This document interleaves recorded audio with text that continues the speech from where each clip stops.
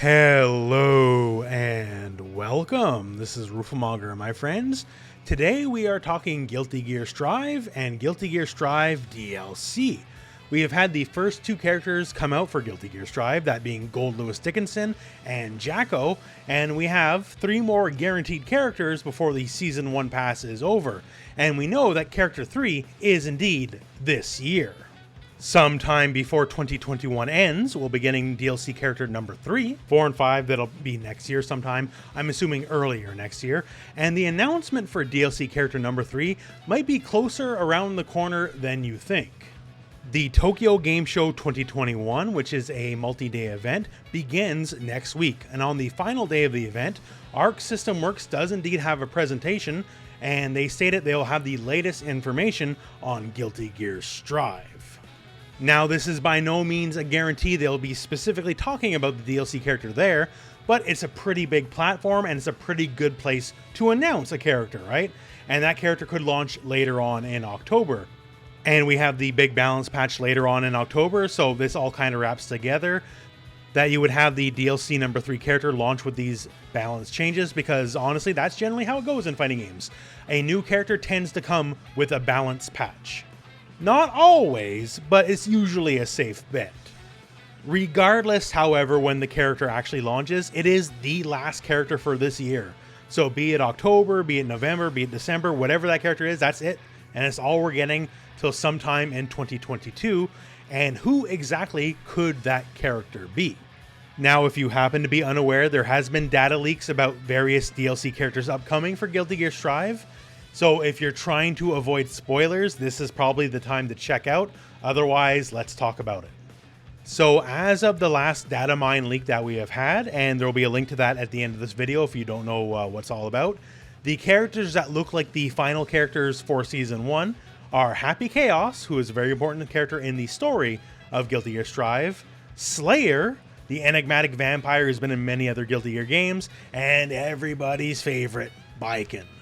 There has been other characters in various other data mines that may have appeared to have been the case at the time, like say Asuka, that man, or Jam. However, with more data and just more learning, it turns out those guys, they're more placeholder / filler, not actual proper characters, unfortunately, if you're looking forward to those guys.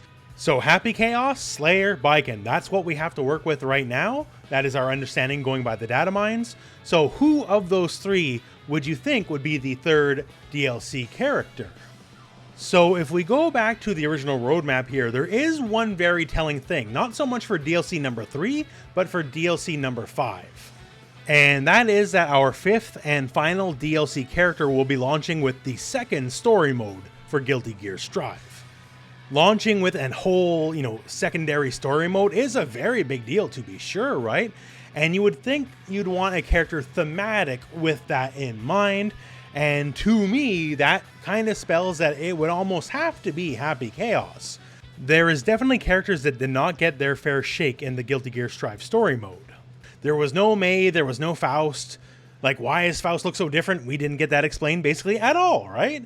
So hopefully story mode number 2, those guys get more of an at-bat, as it were. But Happy Chaos ends the story mode for Guilty Gear Strive in a, hey, I'm back, I didn't actually die, I'm still around kind of deal. Biken and Slayer almost certainly perhaps will play some role in this secondary story mode, but they aren't as, frankly, important to the plot as, say, Happy Chaos would be. So to me, that reads as Happy Chaos will be DLC number 5 specifically. He will be the one to round out the season pass. So if we go by that logic, and feel completely free to disagree with me, that's my take on the matter. If you got some insight, please let me know, right? But that said here, okay, that kind of disqualifies Happy Chaos to me as being the 3rd DLC character, which leaves us with Slayer and leaves us with Biken. So which of the 2 is more likely, right? If Happy Chaos is going to be number 5, the final slot, then one of these has to be slot number 3, one of these has to be slot number 4. And the way I look at it is this. If the character, the 3rd character that is, does indeed come with the October balance patch, then to me it kind of has to be Biken. Now, why is that? Well, characters number 4 and 5 are coming 2022, and obviously the earliest character number 4 could come out is January. But still, if we have a character come out in October with the balance patch, that leaves November, that leaves December with all of nothing, right? And if you want to have that kind of gap to deal with, you want your stronger foot forward. Let's put it that way. There's no arguing it. Baiken is simply a much more popular character than Slayer is. Baiken will make more money than Slayer will. So if you're leaving yourself a potential gap in the content release schedule by releasing this character in October, then simply put, you want the character with the stronger pull to help lead the product forward during that time. And Baiken is the stronger character. Like, no matter what form she takes, like X2 Baiken is a completely different character than Exard Baiken, right? Like, they both have same characteristics, but like a lot of the core character is pretty different. And I'm sure come Guilty Gear Strive, she'll probably change up quite a bit again, right? But there's basically two really big reasons why Baiken's really popular, and she is the #1 most popular character worldwide, except for Japan. Every possible region, Baiken has topped the popularity list, right? So to me, Baiken has to be the answer. And answer is not the answer.